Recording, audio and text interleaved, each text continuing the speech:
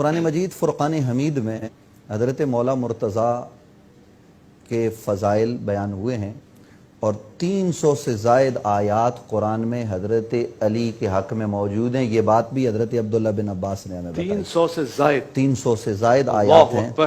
آپ اندازہ لگائیے کہ قرآن مجید فرقان حمید بتاتا ہے کہ وہ حالت نماز میں جو ہے وہ صدقہ کرتے ہیں، زکوٰۃ دیتے ہیں۔ تو وہ کون ہے؟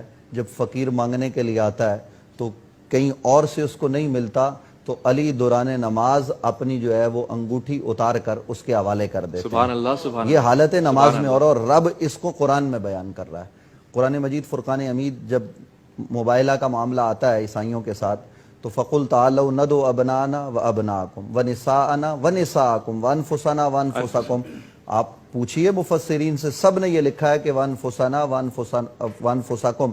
نبی کا نفس جس کو قرآن نے قرار دیا ہے وہ علی المرتضیٰ ہے، نفس کے مقام پہ لے گئے۔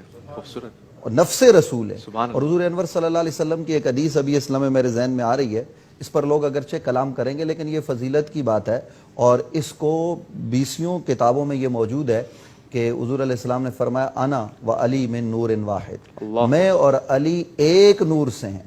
اور یہ روایت بھی ملتی ہے کہ جناب سیدنا حضرت آدم علیہ السلام کی تخلیق سے 14,000 سال پہلے حضور نے فرمایا اللہ نے مجھے اور علی کے نور کو اپنے نور سے پیدا کیا۔ اللہ اکبر، اللہ۔ تو قرآن مجید فرقان حمید میں اگر آپ دیکھیے تو جو قرآن مجید کی آیت ہے انما یرید اللہ لیذھب عنکم الرجس اہل البیت ویطہرکم تطہیرا، اس کے ذیل اور ضمن میں کون لوگ ہیں؟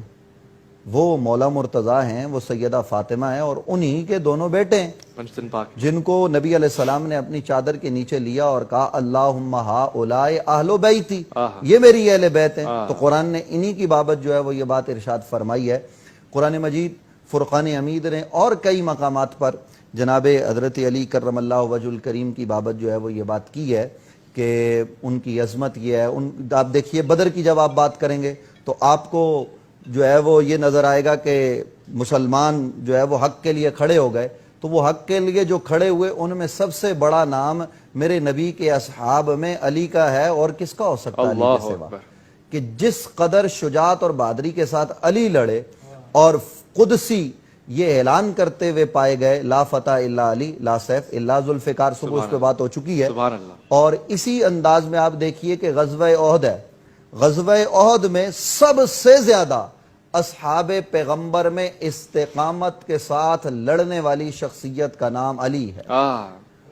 تو ان غزوات کے تذکرے قرآن میں موجود ہیں اور یہ غزوے اور یہ جنگیں جس میں مسلمان جو ہے وہ شریک ہوئے ان میں کردار مولا علی نے ادا کیا ہے۔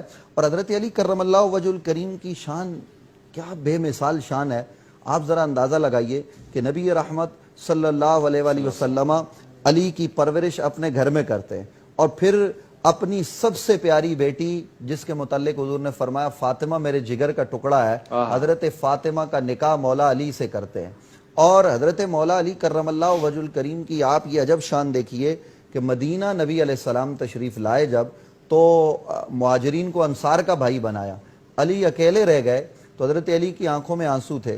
تو بہت سارے لوگوں نے یہاں اپنی اپنی محبت کی بات ہے، کچھ لوگوں نے کہا کہ علی اس بات پہ رو رہے تھے کہ میرا کوئی بھائی نہیں بنا، لیکن میں یہ سمجھتا ہوں کہ علی اپنے مقدر پر رشک کر رہے تھے، وہ خوشی کے آنسو تھے کہ سب کو سب کا بھائی بنا دیا، میں جو رہ گیا ہوں تو میں رہ نہیں گیا بلکہ میں اس ذات کا بھائی بننے والا ہوں جو ذات کائنات میں سب سے افضل ہے۔ سبحان اللہ، سبحان اللہ۔ اور پھر جب حضور نے پوچھا علی تجھے کس نے رلایا، کہا یا رسول اللہ بھائی بندی کے بدن میں لوگوں کو باندھ دیا آپ نے، میرا کیا بنے گا؟